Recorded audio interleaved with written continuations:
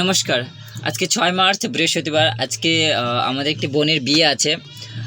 গোদরে লগ্নের বিয়ে। সেই বিয়েতে যাব। সেই বিয়েতে কী, কী নিয়মকানুন পালন করা হয়, কী, কী রুলস পালন করা হয় বা সেই নিয়মগুলো আপনাদের সাথে ম্যাচিং হয় কি না কমেন্টে বলবেন। তাহলে চলুন আজকে বিয়েতে আপনাদের সাথেও নিয়ে চলি। সবাই মিলে তাড়াতাড়ি কাজগুলো শেষ করতে হবে, কেননা প্যান্ডেলে অনেক কাজ বাকি আছে, কুঞ্জ সাজানো বাকি আছে, আরও অনেক কাজ বাকি আছে, কেননা বিকেল হতেই বর চলে আসবে। এইসব জ্বালানো মানে এখানে বোঝা যায় ডাইরেক্ট যে বর চলে আসে। তো সবাই এখন গেটে দাঁড়াতে বরকে স্বাগত করতে হবে। বর কিন্তু আসার সাথে সাথেই কুঞ্জতে বসে গেল, কেননা বরকে এখন বস্ত্র দান করা হবে, যেটা বর বিয়ের জন্য পরবে। বর কিন্তু অলমোস্ট বস্ত্র পরিধান করে নিয়েছে, আগে যেটা ছিল এখন সেটা নেই।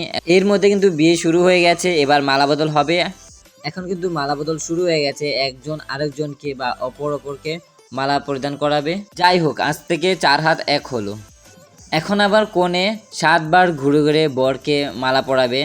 বাড়িতে একটা মাঙ্গলিক অনুষ্ঠান হলে কত লোক না লাগে, আর এইসব সব আত্মীয় স্বজন যারা এখন বিয়ে দেখছে আনন্দ করে। আমি কিন্তু একটা নিয়ম দেখেছি যে আগের দিনে যেই সব নিয়ম পালন করা হতো এখনের দিনে দাঁড়িয়ে বা নিউ জেনারেশনে দাঁড়িয়ে সেই নিয়মগুলো হয় না।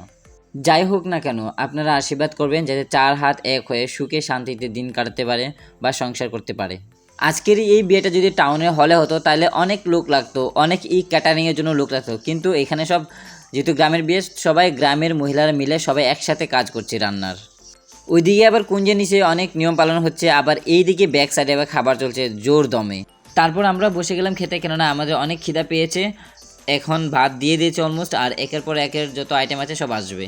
এখানে কিন্তু সবাই মিলেমিশে একসাথে সবাই কাজ করছে, কেউ ভাই হয় কেউ দাদা হয়। দেখতেই পাচ্ছ থালার মধ্যে অনেক কিছু রয়েছে, পাঁপড়, ডাল, আচার, মাছ, মাংস, অনেকে আরও আসবে, পায়েস। ভারী খিদে পেয়েছে বাবা, আগে পেট ভরে খেয়ে নেই। যাই হোক, আমরা আস্তে আস্তে দেখি 7 পাক হয়ে যাচ্ছে, বিয়েটা প্রায় সম্পূর্ণ দিকে শেষে। আরও অনেক নিয়ম ছিল যেটা আমার ভিডিও করা হয়নি। তাহলে ভিডিওটা আজকে এখানে শেষ করছি। ভালো লাগলে একটি লাইক করে দেবেন। সবাই সুস্থ থাকবেন, ভালো থাকবেন, দেখা হবে অন্য একটি ব্লগে।